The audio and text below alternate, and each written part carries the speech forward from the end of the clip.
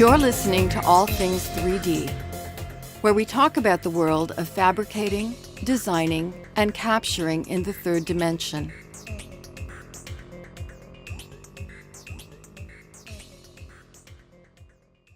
So hi. Hi. So I actually know your name, but our audience doesn't. So why don't you kind of tell me your name and the company you're with and where you reside? I'm Gabe Paez, founder and CEO of The Wild, and we are here in Portland, Oregon, in our studio in Southeast Portland. And it's nice to have you here. Oh, thank you. So one of the things that really caught my attention is obviously the name The Wild. Where'd that come from? Well, The Wild is a sort of shared space for designing together. It's a place where you can visualize ideas and experience them in real time, not just for yourself, but with a group of people. And so the origin of the name actually started around my obsession with wake-induced lucid dreams. Interesting. Which a lucid dream is, any dream that you know that you're dreaming, but a wake-induced lucid dream is the process of sort of, knowingly trying to get yourself to have this experience, connecting to your dream state. And I've sort of always been obsessed with dreams, but because it's such a pure form of your ideas, your thoughts, your fears, your hopes, your dreams. But also, a wake-induced lucid dream is so magical because you have that sort of agency, that knowingness that you're in an experimental space where anything is possible. And finding ways to reproduce that in your everyday life, and especially in your professional life as a designer, is really what we're after at The Wild. Yeah, someone would sometimes call that a psychosis. Maybe. But some of the most creative people, may have a little bit. Exactly. So as you know, I do a little bit of development myself, and I've been creating this Van Gogh, so we know his history. So maybe he would appreciate The Wild as well. So one of the things that I obviously trying to figure out the name was one thing, but once I got a chance to actually play with it a little bit, this is kind of unique in the sense that it's all kind of in the cloud. I mean, you have a client portion, but really the root of this is in the cloud. What makes your, what do you want to call it, representation of a cloud VR service different? Well, I think that we really knew from the very start that the cloud was important to this concept, because it wasn't just a matter of creating a simulation for one person at one computer, but it was fundamentally the idea of connecting that person with others. Mm-hmm. And it's not just a matter of creating a better meeting tool or a better presentation tool. It's about creating a space for creation together where you can experience ideas. And so centralizing that on the cloud has many advantages to it. Number one, that anyone can access it in real time together. And that's sort of a similar value proposition to like Google Docs or other common cloud services. But for us, it's sort of a level deeper because you can actually go inside of it and experience it spatially. The other kind of interesting part is we really fundamentally believe in the idea of XR, so extended reality, not just creating this as a separate virtual reality that lives in the cloud, but thinking of it more as a central place where ideas reside, and then being able to access those from different devices, whether it's a VR headset or a desktop computer or an augmented reality on tablet and dropping it into a physical space, or even mixed reality and having that experience potentially connected between all of those devices simultaneously. So you could have somebody in VR, somebody on desktop, somebody bringing that space into a physical place in augmented reality, and that's what really opens up a lot of really magical opportunities for designers to think and create in ways that they're not able to right now. Well, let's talk about the hardware perspective. You mentioned VR. When I got my original demos, you said it was basically narrowed to the HTC Vive. Yet today I noticed you had an Oculus Rift hooked up and also the Microsoft mixed reality headset. So you're really trying to encompass the more popular platforms right now. And then I also got a chance to see an iPad. And, to kind of talk about what kind of hardware you would require in order to use this smoothly. Well, all of those are good examples, and we have plans for additional devices as well.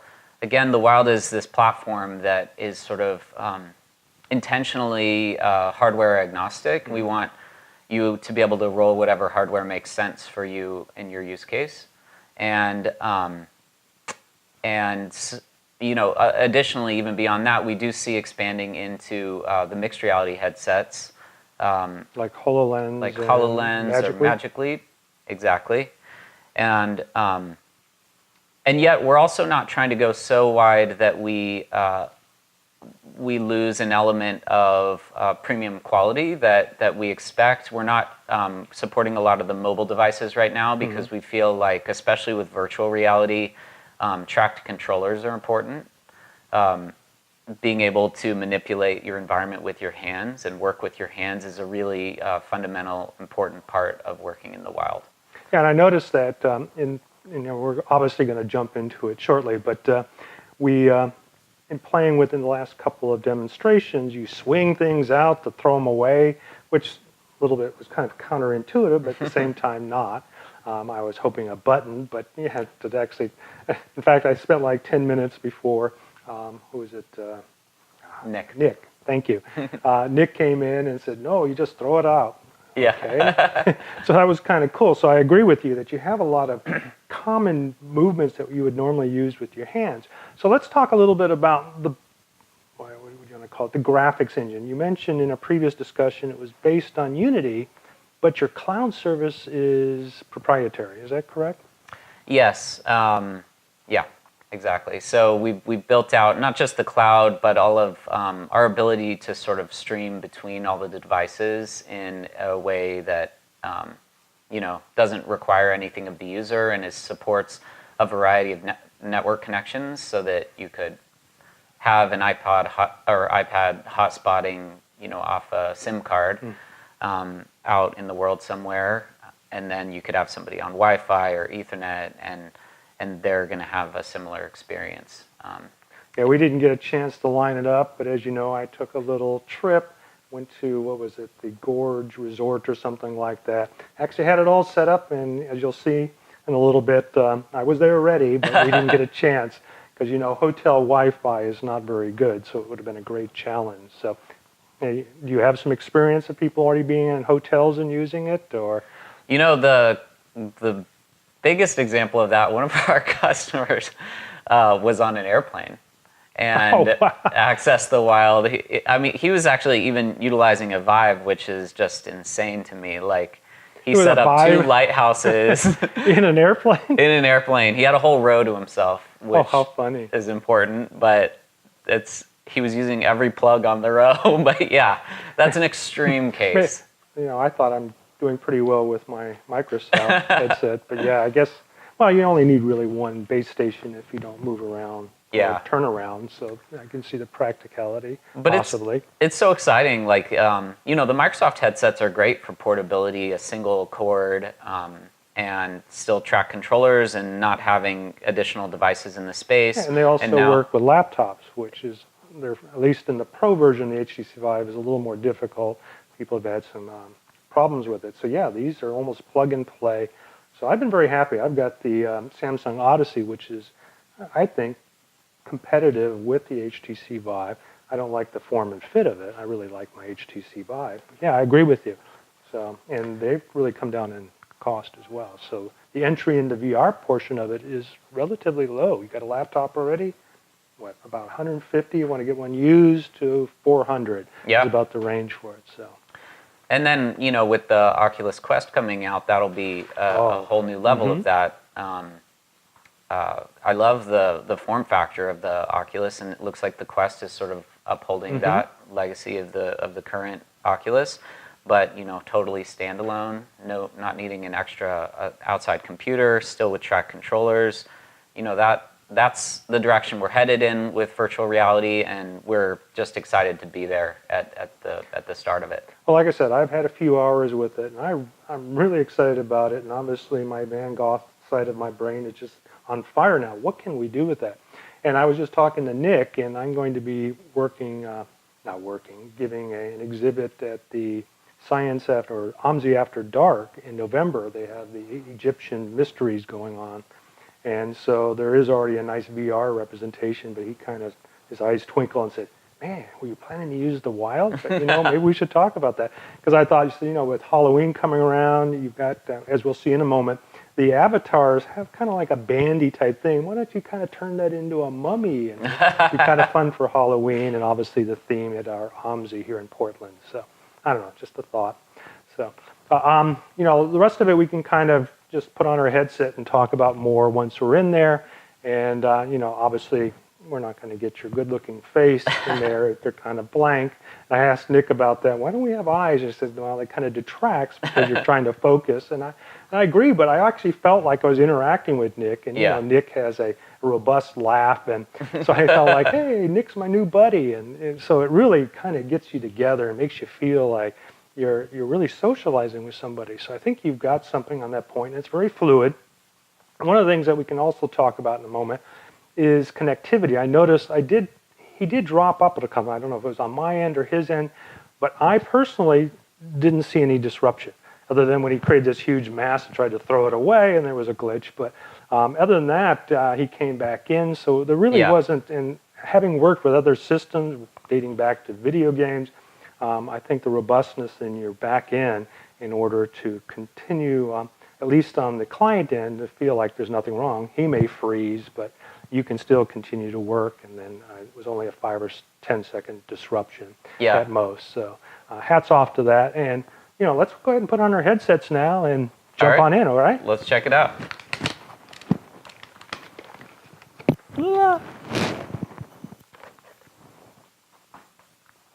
Wow, that was pretty neat. How'd we get in here, Gabe? Well, here we are in the wild. Wow. This is kind of neat. Huh. What's that big black object over there looming over us? It's kind of That scary. looks like maybe Clay joining us. Oh, and how is she joining us? So they're in augmented reality looking down at us in this dollhouse view. Cool. So when you say augmented reality, you mean I can put an object like ARKit or ACore onto the table and the object will stick? Yeah. So basically, the space, this virtual space that we're inside of, is being transported into the physical space that they're inside of on that tabletop, and scaled down. So they're not looking at it at life scale. They could scale it up if they wanted to, but looking at it as a small form inside of the physical space that they're inside of. Wow, that's pretty neat. Now, how many people do we have in here now? I know that we started in the real world with just the two of us, but you say Clay's here, and didn't you mention Nick will Clay's be joining here, us too? Melissa, and I think Nick is here somewhere too. Where are you, Nick? There he is. Oh my God! Oh man, that's kind of cool. Nick the Giant. You want to come? Why don't you come down here with us? Oh, that's kind of neat. There you go. So now we're all at the same level.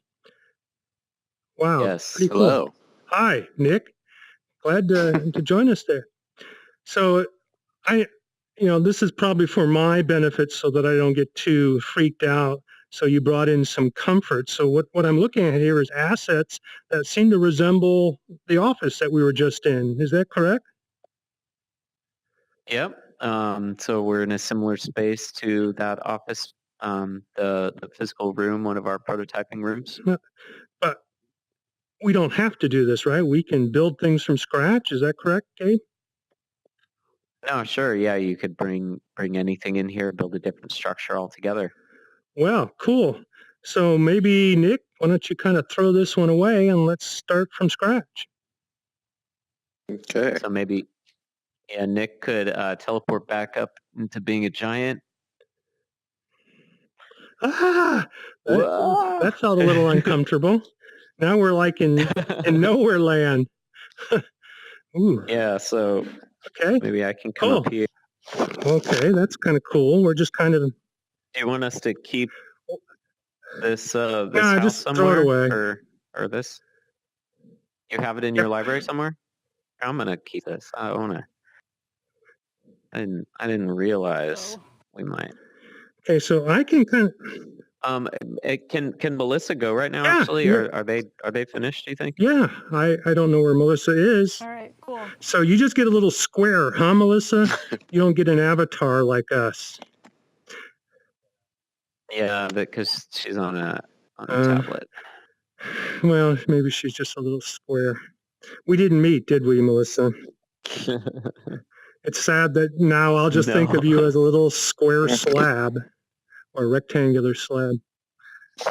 So, Wild so library Gabe, what are you doing? collection. All right, I'm gonna put it in here. So literally you can put it in your assets. Office.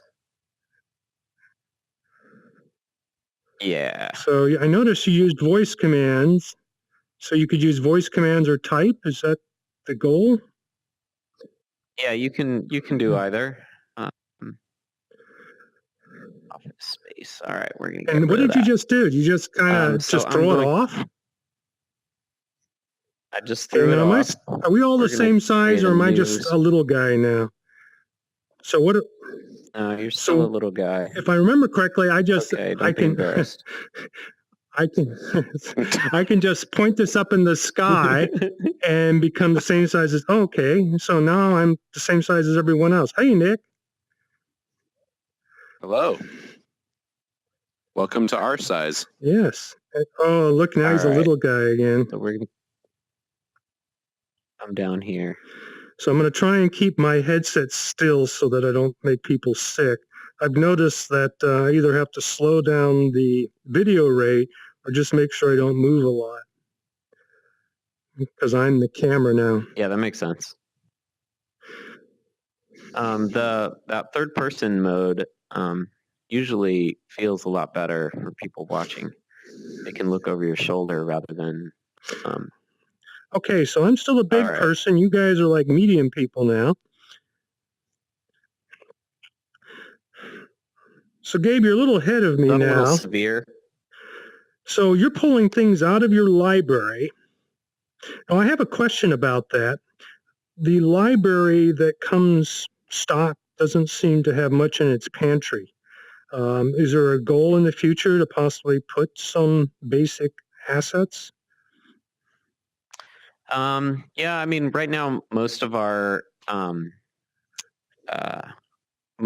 customers are rolling their own content, both materials and assets. But yeah, we've definitely talked about not only pre-stocking the wild with some common assets, but allowing third-party platform integrations to bring stuff in from other sites on the internet. Cool. Yeah, I think Mishka told me something about possibly working with SketchUp, which I think would be a huge and great fit because a lot of the assets that I build or that particular office was made out of came from SketchUp, plus a few other tools to bake in shadows in that. Yep. You've got a lot of options for bringing stuff in. Right now, we can still import all different types of files in. I think there are 8 different file types or 10 different file types we currently support, both for 3D and 2D assets. Now, if I remember, for the 3D assets, it was OBJ, FBXs, and what was that, WMR or WDG. Okay. BWG. Wait. I'm totally blanking, actually. I'm too concerned with building this space. I'm sorry. But yes, you have a number of options for bringing content in, and we're looking right now at supporting even more formats to ease the import process or the integration process with other 3D modeling programs. Don't we have a rug in here somewhere? Is that? I think so. Well, let's get some maybe like this art out here. Now, one of the things when I built the office is that I didn't really optimize a number of the components, and I've noticed that they take a while to load. What do you think an optimal asset would be as far as polygons? It kind of depends based on what you're doing. I mean, for a single asset, you want to keep it as streamlined as possible, so that not just so that it loads quickly, but so that it's performant.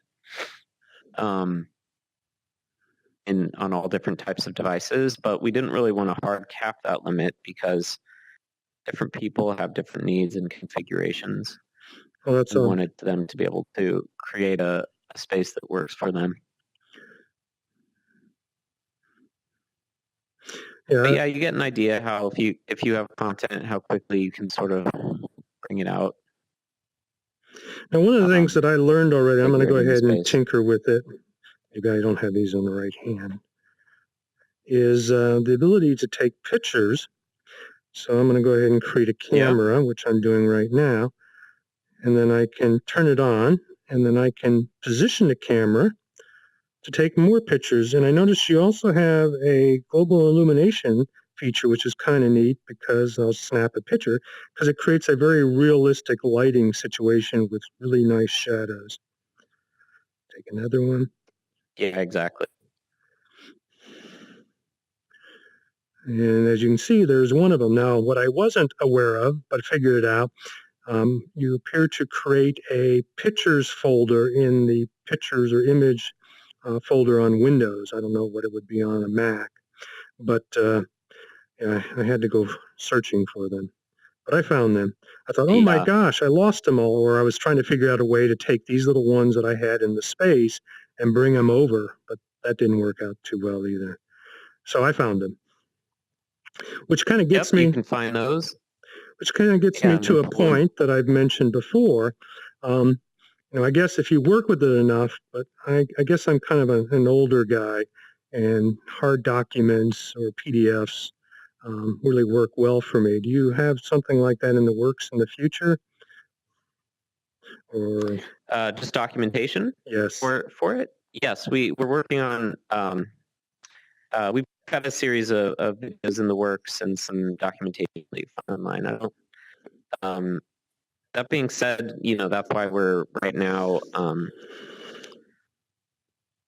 just doing basically a limited release of the software so that we can give sort of personalized attention to everyone who every one of our customers, and try to really give them the opportunity to learn about the software and how to use it with us, rather than just being left to their own devices.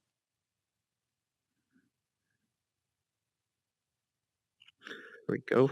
And one of the features that I was a little frustrated with, and again, obviously it takes a little practice. You have a grid set up at 22 degrees, and you can also set this for 1 inch, half foot, and 1 foot for snapping. Is that correct? Yes. So right now you have no snapping, or at least is that based upon the user, or do you have snapping for each independent user that's in here? No, currently it's for everyone in the space. It's space level setting. So other than the angle, you have no actual snapping. It's all kind of free form. No. There's grid snapping, which is the incremental snapping over there. Here, let me show you. Right, but it's not activated, right? So now it is. So yeah. Oh, yeah. Currently, so right now that I have it on, these cubes come out in 1 foot increments. Okay. That's a foot by a foot, and then I could create multiples and put them on a grid. And that's sort of a fun way to create all sorts of stuff, actually. Create your own Tetris game.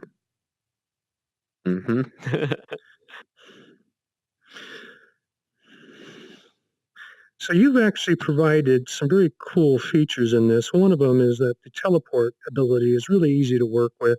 I'm going to go ahead and Oops, I didn't want to do that. Go back to the teleport. So I have it in front of me.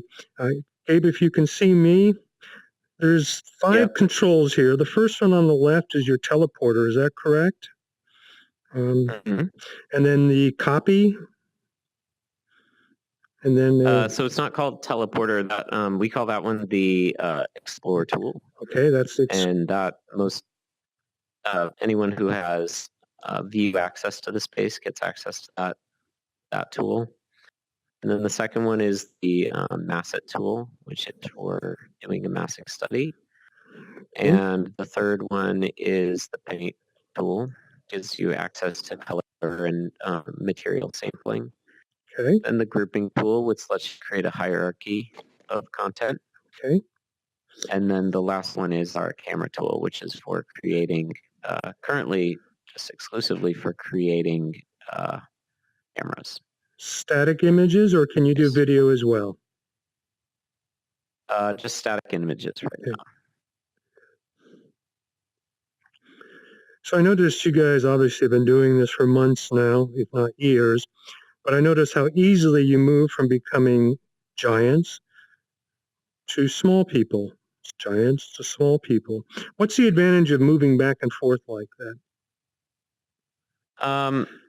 Well, there are a lot of advantages. But predominantly, it's that you can always work within an arm's reach. So right now, I'm at or life scale, 1-to-1 scale, and it's really easy to deal with small elements like these planters. But if I want to deal at a much larger scale, I can make myself huge and then move large pieces of furniture around. Now I noticed you varied. I'm sorry, you varied your scale. How do you go about doing that? So that you grab the grips on the controller. Oh, okay. These buttons right here, and then you can open them or open and close your hands. Oh, okay, I got it. Scale up and down. Oh, hopefully I'm not making our audience sick. Are you shooting first person still, or? No, I'm third person. Okay, be fine. So yeah, you can see how what it looks like to sort of lay out a space. Do you have any other questions about how things work? No, I think that's pretty cool. So let's see what we covered. You can import your own assets in multiple 3D formats. You can create assets, but basically you're limited to stretching cubes.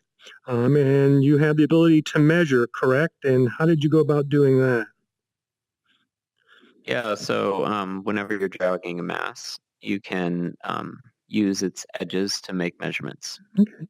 And I noticed that Nick showed me that could be kind of like your ruler, and you could place up against objects in the scene. Yes, exactly. So something I had an issue with, and this can either be answered or not. When you do translucency in an asset, is it like Unity where you have to build it into your diffuse texture? Yes, you can. So basically, we support a PBR workflow for our materials, and so you have a few options for creating different types of materiality and their properties. Not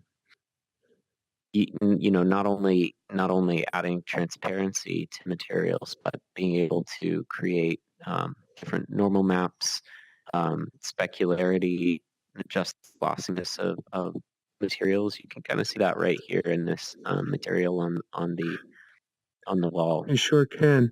I noticed the table has a nice sheen to it, like there's a veneer finish or varnish. The same thing with the cups. Yeah. They also have a... Yeah, so you'll see like this concrete, it's the same sort of thing where... So you have a normal map. You can see where the... Go ahead, sorry. Yeah, I forget exactly what the workflow is for this concrete, but... So there's another question I had for you. Bringing in the assets, once you bring them in and you can adjust your materials, is there a way to go back to that same asset and adjust the material later on, or Do you just have to do another re-import? Yeah, you would update the asset externally. Currently, that's what we're doing because we want to maintain the integrity of that asset, especially if you're going to export a space after the fact. Gotcha. Makes sense. You could take this entire space that we've created and export the whole thing so that then you could bring it into something like Octane to do a render, or into a 3D modeling program like SketchUp or Revit. Nick, can you hand me that picture? And I noticed, that as well, is that yes, you can export this out as an FBX, if I remember correctly. Yeah, I think we export to 3 formats currently. FBX, OBJ, and maybe DWG.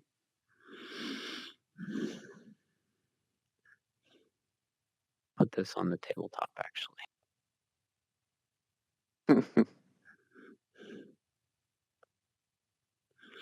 So made my nice little reading nook over here. Yeah, there you go. Oops. Beautiful. So in about 10 minutes, you created a nice, comfortable little place. I think I'm going to go sit down right over here. I'm a little on the couch. Okay. Perfect. Well, thanks. Thanks, Gabe and Nick. I appreciate the tour inside the wild. And I don't know, you got anything else to add? Thank you very much. It was good to talk to you, Michael. Thank you. Thank you. Bye, guys. All right. Take care. Bye.